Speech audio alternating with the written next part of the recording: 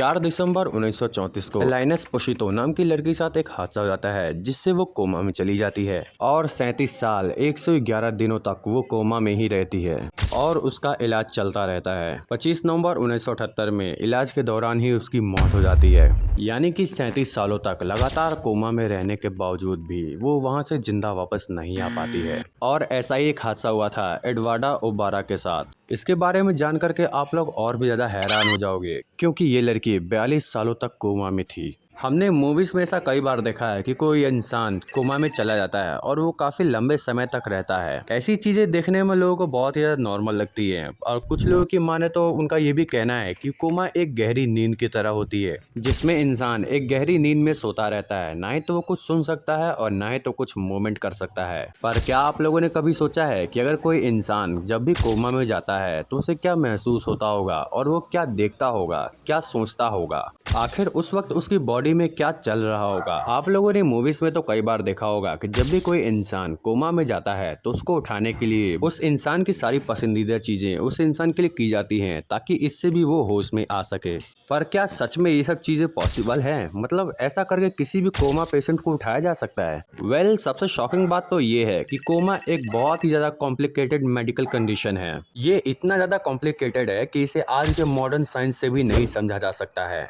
और कोमा एक तरह का नहीं होता है, बहुत तरीके का होता है। तो आज के इस वीडियो में हम लोग जाने वाले हैं एक कोमा पेशेंट के दिमाग के अंदर, जिसमें हम लोग ये चीज जानेंगे कि एक कोमा पेशेंट क्या फील करता है, क्या सोचता है। तो अगर आप लोग भी जानना चाहते हो कि कोमा पेशेंट के ब्रेन में क्या क्या मूवमेंट्स होती हैं तो आप लोग इस वीडियो को पूरा जरूर से देखना, मजा बहुत ज्यादा आने वाला है। तो चलिए शुरू करते हैं। तो जब भी कोई इंसान कोमा में जाता है तो उसको जगाने के लिए उसके पेरेंट्स बहुत कुछ करते हैं, अपनी पूरी जान लगा देते हैं उसको वापस होश में लाने के लिए, और वो बहुत सारे नुस्खे आजमाते हैं ताकि इससे भी वो होश में आ जाए। लेकिन उनको ये बात पता ही नहीं होता है कि ये सारी नौटंकी करने से कोई फायदा ही नहीं है, क्योंकि कोमा पेशेंट ना ही तो कुछ देख सकता है और ना ही तो कुछ महसूस कर सकता है और ना ही तो कुछ सुन सकता है। ये बात तो आप लोग भी जानते हो कि आज की मॉडर्न साइंस भी कोमा को नहीं समझ पाई है और ना ही तो कोई इसका प्रॉपर इलाज है। ये बात तो आप लोग भी जानते हो कि कोमा एक ऐसी सिचुएशन है जिसमें कुछ ही लोग वापस रिकवर हो पाते हैं, पर ज्यादातर कोमा पेशेंट वापस जिंदा नहीं आ पाते हैं। पर जब भी कोई कोमा में जाता है तो उसके दोस्त यही समझते हैं कि वो एक लंबे और डीप स्लीप में चला गया है।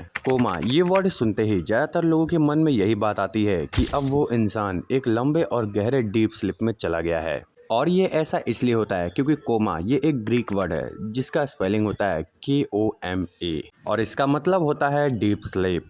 लेकिन जो कोमा वाली कंडीशन होती है वो स्लीप वाली सिचुएशन से बहुत अलग होती है। कोमा में गया हुआ पेशेंट आपके बिल्कुल उस दोस्त की तरह होता है कि जिसे आपने एक बार उधार तो दे दिया है, पर लेकिन जब आप उससे मांगने जाओगे तब वो आपके बातों का रिप्लाई ही नहीं देगा, चाहे आप उसे कुछ भी कह लो उससे कोई फर्क नहीं पड़ेगा। और ये बात पहले के डॉक्टर्स को भी नहीं पता हुआ करता था, तो इसीलिए वो लोग कोमा पेशेंट को भी शॉक ट्रीटमेंट दिया करते थे।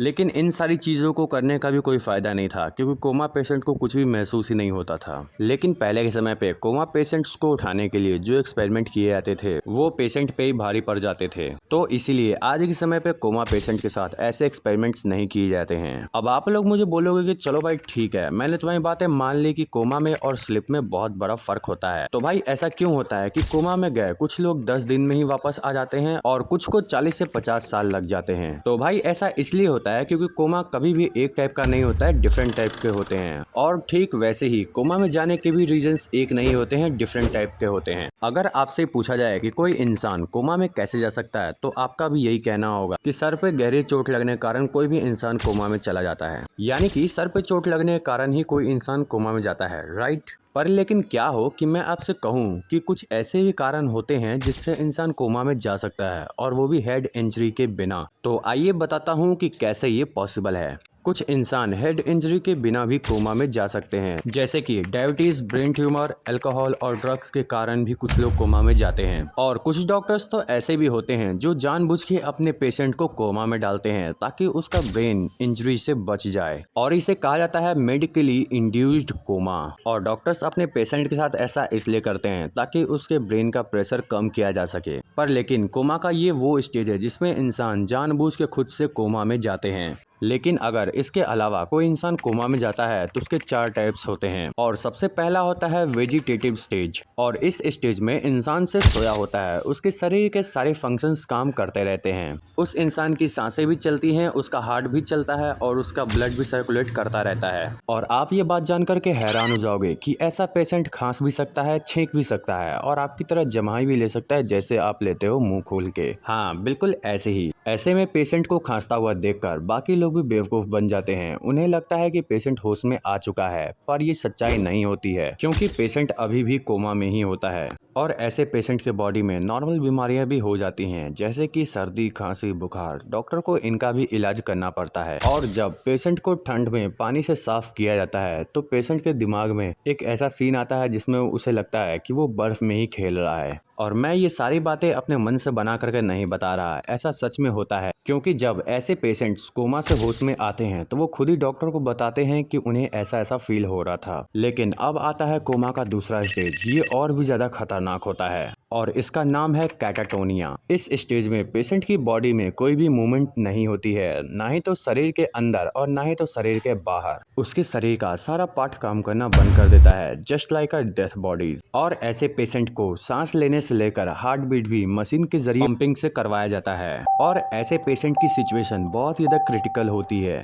क्योंकि ऐसे पेशेंट की जिंदगी मशीन के हाथों में होती है। और अगर 1 सेकेंड के लिए भी मशीन बंद होता है तो ये पेशेंट हमेशा के लिए ऊपर चला जाएगा, यानी कि हमेशा के लिए इसका गेम ओवर। लेकिन इस सिचुएशन में एक अच्छी बात ये भी है कि पेशेंट का ब्रेन कभी डैमेज नहीं होता है और उसके ब्रेन के रिकवरी होने के थोड़े बहुत चांसेस होते हैं। अब आता है कोमा का थर्ड स्टेज, जो बहुत ही ज्यादा खतरनाक है और इसका नाम है ब्रेन डेथ। ये कंडीशन बहुत ही ज्यादा खराब होता है क्योंकि इसमें पेशेंट का दिमाग पूरी तरह से खत्म हो जाता है और उसका दिल धड़कता रहता है। लेकिन ऐसी सिचुएशन में रिकवरी के चांसेस 0 होते हैं। आपने अपने लाइफ में कहीं ना कहीं चीज तो सुना ही होगा, ब्रेन डेड, यानी कि उस बंदे का दिमाग ही खत्म हो जाना, लेकिन फिर भी उसका शरीर काम करता रहता है। मैं जानता हूँ कि आप लोग इसे नहीं समझ पाए होंगे, तो रुको मैं अभी समझाता हूँ। तो चलो एग्जांपल के तौर पे हम फोन को ही ले लेते हैं। अगर हम फोन को स्विच ऑफ कर देते हैं तो फोन का स्क्रीन भले ही बंद हो जाएगा, लेकिन फोन का सारा सिस्टम काम करता रहेगा क्योंकि फोन को बैटरी से तो पावर मिल ही रही है ना भाई। अगर हम फोन में से बैटरी ही निकाल देंगे तो फिर फोन का सारा सिस्टम काम करना ही बंद कर देगा, यानी कि फोन पूरी तरह से डेड हो जाएगा। और ठीक ऐसा ही होता है कोमा के पेशेंट के साथ। उसका भी शरीर काम नहीं करता है, लेकिन अंदर का फंक्शन काम करता रहता है अलग अलग स्टेजेस में। और ऐसी सिचुएशन में इंसान बेहोशी की हालत में होता है और अगर इलाज में थोड़ी सी भी गड़बड़ होती है तो इंसान और भी ज़्यादा डीप स्लीप में जा सकता है। यानी कि अगर इलाज में थोड़ी सी भी गड़बड़ होती है तो वो इंसान ऐसे डीप स्लीप में जाएगा जिससे वो कभी भी बाहर आ ही नहीं पाएगा। अब इसमें कुछ लोग कहेंगे कि भाई कोमा इतना ज़्यादा खतरनाक नहीं होता है, इसमें इंसान आराम से पड़ा रहता है, वो अपने ही ख्यालों में खोया रहता है। पर लेकिन भाई ये आपको सिर्फ देखने में और सुनने में ही ऐसा लगता होगा, पर लेकिन जिसके साथ ऐसा होता है उसकी सिचुएशन बहुत ही ज़्यादा क्रिटिकल होती है। उन्हें बहुत ज़्यादा परेशानियों का सामना करना पड़ता है, जिनमें से एक है मसल एंट्रोपी। जरा आप लोग एक बार के लिए सोच के देखो कि आप अपने घर में 2 हफ्तों के लिए लेटे हुए हो और आराम से मस्त मूवी वगैरह देख रहे हो। आपको कहीं पे उठ के जाना नहीं है, कुछ करना नहीं है, सिर्फ लेटे हुए हो। और उस 2 हफ्ते के लगातार रेस्ट के बाद अगर आप कहीं जाने की कोशिश भी करोगे तो आप खड़े भी नहीं हो पाओगे। तो आप लोग खुद ही सोच के देखो कि जब आप 2 हफ्ते के आराम के बाद भी उठ नहीं पा रहे हो तो कोमा पेशेंट तो कई सालों तक वैसे ही पड़े होते हैं। तो जरा आप लोग सोच के देखो कि उस पेशेंट की क्या हालत होती होगी कि जब वो कोमा से जागता होगा तब उसे अपने शरीर को वापस नॉर्मल करने में भी सालों का समय लग जाता होगा। और जब भी कोई कोमा पेशेंट उठता है तो उसके शरीर के सारे मसल्स बहुत ही ज्यादा वीक हो चुके होते हैं और उनकी मेमोरीज भी जा चुकी होती है, यानी कि उनका शरीर चलना फिरना सब कुछ भूल जाता है। अब देखो कोई मुझे कमेंट नहीं करेगा कि भाई मसल्स की भी मेमोरीज होती है क्या, लेकिन कोमा पेशेंट के साथ ये प्रॉब्लम तो कुछ भी नहीं है, ये तो बहुत छोटी सी प्रॉब्लम है। एक प्रॉब्लम और है जो इससे ज्यादा बड़ी है, जिसका नाम है बैड सोरेस।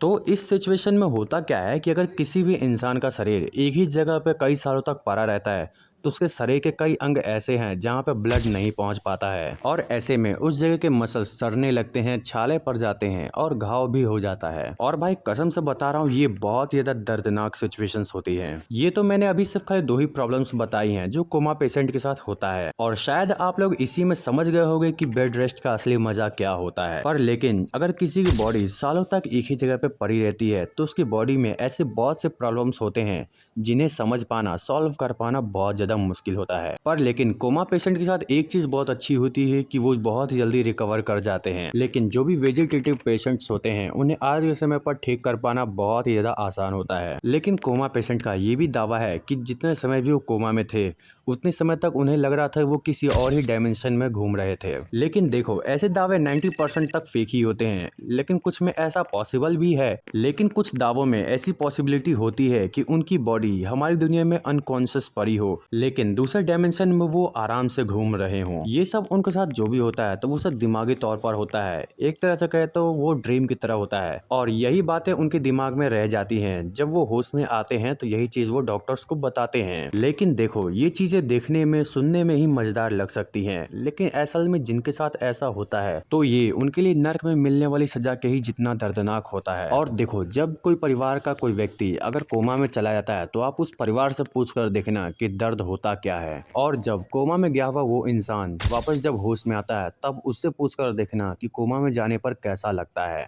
और अगर कोई कोमा पेशेंट लंबे समय से अगर कोमा में है तो उसकी रिकवर होने की शक्ति बहुत ही तेजी से कम होने लगती है। लेकिन अगर कोई कोमा पेशेंट रिकवर नहीं हो सकता है तो डॉक्टर उसके फैमिली से ये कहते हैं कि अब ये तो रिकवर नहीं हो सकते हैं, तो आप इन्हें अपनी मर्जी से इस दर्द से मुक्ति दिला सकती हैं, यानी कि इच्छा डेथ। लेकिन ऐसे सिचुएशन में फैमिली इस बात को इनकार कर देती है। तो अब मेरे ख्याल से अब आप लोग को कोमा को लेके सारे डाउट्स क्लियर हो चुके होंगे और मेरे ख्याल से आप लोग को इस सफर में बहुत ज़्यादा मजा आया होगा। अगर आपको ये वीडियो अच्छा लगा होगा तो लाइक जरूर से कीजिएगा और चैनल को सब्सक्राइब भी कर दीजिएगा, क्योंकि भाई वीडियो भले ही लेट आती है लेकिन अच्छी आती है।